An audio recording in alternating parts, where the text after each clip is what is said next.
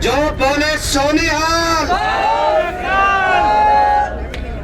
सभी किसान भाइयों को मैं दंडवत प्रणाम करता हूं। मेरा नाम सुनील बालियान भारतीय है। जिला शामली उत्तर प्रदेश से आया हूं।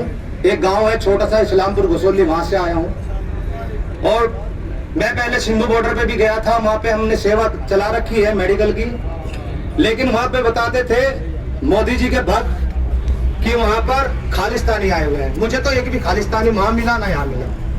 मैं तो यहाँ पे आया हूँ अपने किसान भाइयों का साथ देने, क्योंकि मैं किसान का पुत्र हूँ और मुझे कहने में बड़ा गर्व महसूस होता है कि मैं किसान का पुत्र हूँ। मोदी जी तो चाय बेचते थे, चाय बेचते बेचते प्रधानमंत्री बन गए। अभी एक हमारे चाचा जी बोल रहे थे कि बहुत बड़ी लूट मचाई होगी तभी जाकर के विधायक बने। लेकिन जो आज के समय किसानों ने इस दिल्ली को चारों तरफ से घेर रखा है, इससे इस सरकार की जो जड़ें हैं, जो पिलर है, इसके जो नींव है, वो हल चुकी है। लेकिन उन वक्त आज भी ये कहते हैं कि कहीं किसान नहीं है। मैं कहता हूं आकर के तो देखो इस मैदान के अंदर, पता चलेगा किसान कहां नहीं है। यहाँ कोई किसान है, यहाँ पे कोई अंधभक्त नहीं बैठा हुआ है। तो इसलिए मैं उन लोगों को स्पेशल बताता हूं कि लोकतंत्र में जनता की क्या भूमिका है। क्या एक दर्शक की नहीं हो सकती, क्योंकि आज से 5000 वर्ष पहले महाभारत में द्रौपदी का चीरण हो रहा था और उस महाभारत में उपस्थित सभी लोगों से पूछा गया कि इसका दोषी कौन है। किसी ने जवाब नहीं दिया। महात्मा विदुर खड़े हुए थे, महात्मा विदुर ने जवाब दिया, 1/3 दोषी अपराधी, 1/3 दोषी संयोगी और 1/3 दोषी मूक दर्शक। यह सबसे बड़ी बात है इन भक्तों के लिए, क्योंकि ये मूक दर्शक बने बैठे हैं और ये सारे किसान के बच्चे आकर के इतनी ठंड के अंदर यहाँ आकर के खड़े हुए हैं। क्योंकि सबसे बड़ी एक बात है, ये पानी मारते हैं किसानों के ऊपर। इनको ये नहीं पता कि दिसंबर और जनवरी के महीने में नहर के अंदर खड़ा होकर के नाका लगाने का काम करता है, अपने सारी रात पानी चलाता है। ये पानी से डराएंगे हमको, ये लठों से डराएंगे हमको। जो 24 घंटे एक मौत के मुंह में रहता हो किसान कि खेत में ना सांप से डरता, ना शेर से डरता, ना लील गाय से डरता, किसी चीज से नहीं डरता, उसको पानी की बौछारों से लट्ठी से डरने का प्रयास करते हैं। किसान कभी नहीं डरेगा। अब किसान की आंखें खुल चुकी है और किसान के बच्चे पढ़े लिखे होने लगे हैं। आज ये बताते हैं क्या करते हैं, हमारे बच्चों के द्वारा हमें खुद पिटवाते हैं। अरे किसी नेता का बच्चा आज तक देखा किसी बेल्ट की नौकरी में? उनके बच्चे तो अपनी अच्छी अच्छी पोस्ट पे बैठते हैं। यहाँ पे तो जो किसान है, खेत में किसान कमाता है, देश की जो सीमा की सुरक्षा करता है और जो इन दलों की सुरक्षा करता है, वो भी हमारे बच्चे हैं।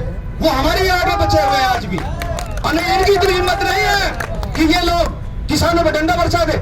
जिस दिन इन किसानों ने ठान लिया ना कि अपने बच्चों को अपने घर वापस बुला ले, तो इनकी सुरक्षा करने वाला कोई नहीं होगा। कच्चे बलियान वाले भी सीमा की सुरक्षा नहीं कर सकते। ये हमारे देश के किसान ही है जो रात दिन खेत में मेहनत करते हैं और यहाँ पर ला करके अपने बच्चों को इनकी सुरक्षा में लगाते हैं, देश की सुरक्षा में लगाते हैं और यही हम पे अत्याचार करते हैं। आज किसान जिस मांग के लिए बैठा है, जो सरकार है उसको गुमान हो रहा है कि अगर तुमने ये कानून वापस ले लिए तो तेरा क्या होगा।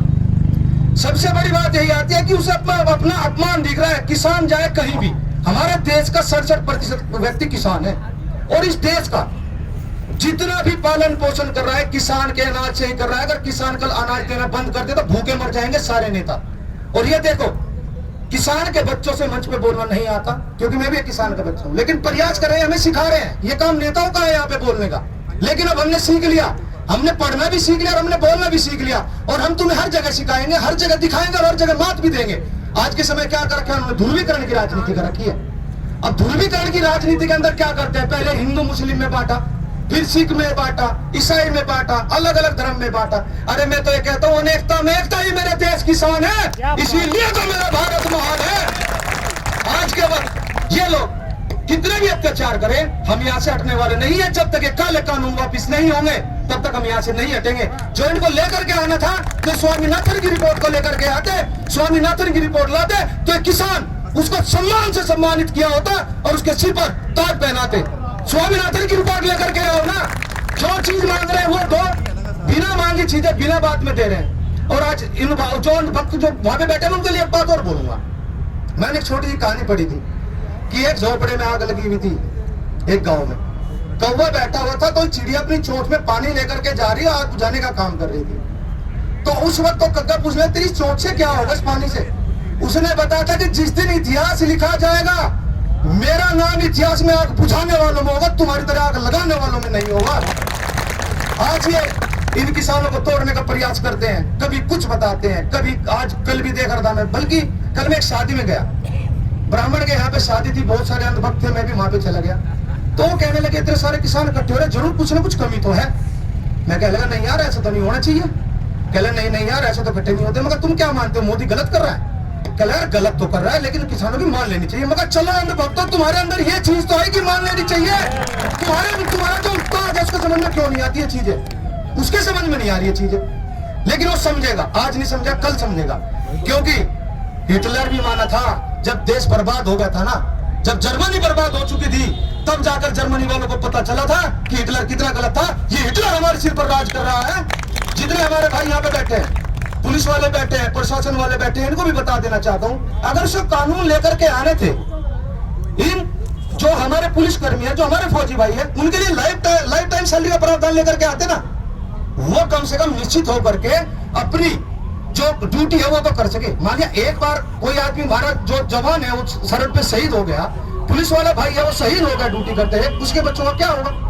दे दिए एक दिन उसको कुछ पैसे, लेकिन उसके जीवन में क्या होगा? उसका लाइफ टाइम का है कि जब अगर वो शहीद भी हो जाए उसको लाइफ टाइम तनख्वाह मिलनी चाहिए, और मरने जब उसकी एक्सपायरी हो जाए, जब उसकी रिटायरमेंट आ जाती है, उसके बाद उसकी जो पेंशन है वो बराबर मिलती रही है, क्योंकि वो निश्चित होकर के इस देश की सेवा कर सके। इस देश का पालन पर जो इस देश की सेवा करेगा, सुरक्षा करेगा, कम से कम उसे डर नहीं होगा कि मेरे बाद में मेरे बच्चों का क्या होगा। वो लेकर के नहीं आए। किसानों के हित में नहीं कुछ करना, कर किसके हित में रहे हैं? हम तो ये कहते हैं कि नोटबंदी लाए, वो किसी के समझ में नहीं आए, इनके नेता जा करके समझा रहे हैं। एनआरसी सीए लेकर के आए, वो समझा रहे हैं। किसान बिल ले आए, समझाने आ रहे हैं आकर के, तुम समझ लो। हमें पता नहीं, ये हमारे तो किसी में समझ में आता ही नहीं, ये कौन से पृथ्वी के प्राणी है, कहां से आए हैं, जो इनकी समझ में आता है, हमारी समझ में तो कुछ आता ही नहीं। ये सबसे बड़ी समस्या हो रही है। और हमारे देश का किसान जागरूक हो रहा है, उत्तर प्रदेश से किसान भारी संख्या में आने लग रहा है, क्योंकि अभी तो थोड़ा जो कम है ना, उसका कारण है, उसका कारण यह है कि हमारे यहाँ पे गन्ने की छिलाई चल रही है, और 10 दिन के अंदर अगर गेहूं भूगे तो भूगे, मौसम भी खराब होने की संभावना है। लेकिन इन्हें यह नहीं पता कि आज से 10 दिन बाद यहाँ पे कितना जन सैलाब होगा, इनको इस चीज का अंदाजा नहीं है। अभी तो ये सोच रहे हैं कि इसको फ्लॉप कर दे, फ्लॉप होने वाला नहीं है। ये जितने बैठे हैं यहाँ, सारे रक्षक बैठे हैं, आ जाओ, हम लेंगे छाती पर गोली अपनी, मोदी जी मारो। हम बिल्कुल अहिंसावादी आदमी हैं और अपनी अहिंसा के साथ ही लड़ेंगे। हम भारतवासी हैं, भारतीय हैं, हमारे अंदर बांटने का प्रयास ना करें। हम लोग सब के सब भारतीय, जो तुम लोग हो, तुम लोग अंधभक्त हो, चौकीदार हो, लेकिन हम चौकीदार को भी पहरा करना जानते हैं। दिल्ली से बाहर निकल करके तो दिखाओ, चारों तरफ से घेर रखा है। मैं एक छोटी सी बात कह करके अपनी वाणी को विराम दूंगा कि बैसाखियों पर चलकर भी महान क्यों है, बैसाखियों पर चलकर भी महान क्यों है, और जो हमको बांटता है वो हुक्मरां क्यों है। हुक्मरां मतलब सत्ताधीश। बैसाखियों पर चलकर भी महान क्यों है, और जो हमको बांटता वो हुक्मरां क्यों है। अमेरिका, चीन, पाकिस्तान सभी सोच में पड़े हैं, सारे जहां से अच्छा हिंदुस्तान क्यों है, हिंदुस्तान क्यों है। जय हिंद, जय भारत।